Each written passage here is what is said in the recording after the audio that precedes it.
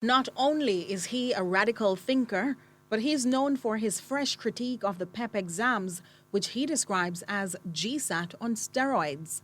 The new JTA boss, Dr. Mark Smith, electrified the room of scholarship and bursary recipients and stakeholders when he addressed them Friday in Manchester. It's very easy to play politics about this, but it's very important that we understand and appreciate that we cannot build a high-quality education system. We can't build an economy of high learners and these amazing skill sets that we want if it is that we have a revolving door model of education where teachers come in and spend 1-2 years and then go overseas.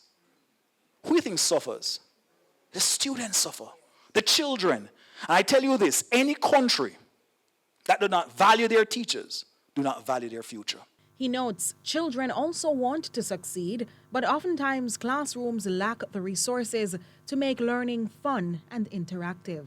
All the learning opportunities that will allow you to reach out and grasp that dream. And it's so important that we have these conversations that reframe the dynamics of how it is that our children learn and what it is that our children learn and make it exciting. But it cannot happen.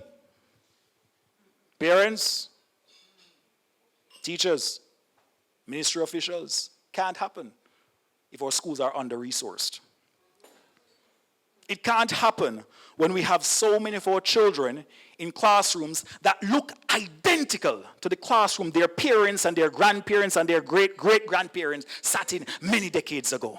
Reinforcing that education is a critical vehicle in transforming any nation, Dr. Smith reasons there must be a national call to action to rescue the nation's young minds from failure. We talk a lot about how much money is allocated each year towards education. We need more of that money hitting what I call the rubber hits the road. You know, some love cars already. So the rubber hits the road. That is the teacher and the student. We have to get more manipulatives in the classroom. We have to get greater support for our teachers.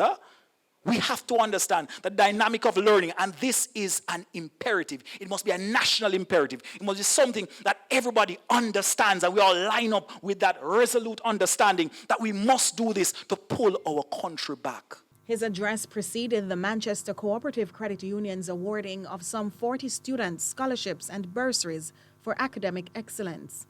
Several of the awardees recently sat the primary exit profile placement exams. Nika Lewis, CVM News.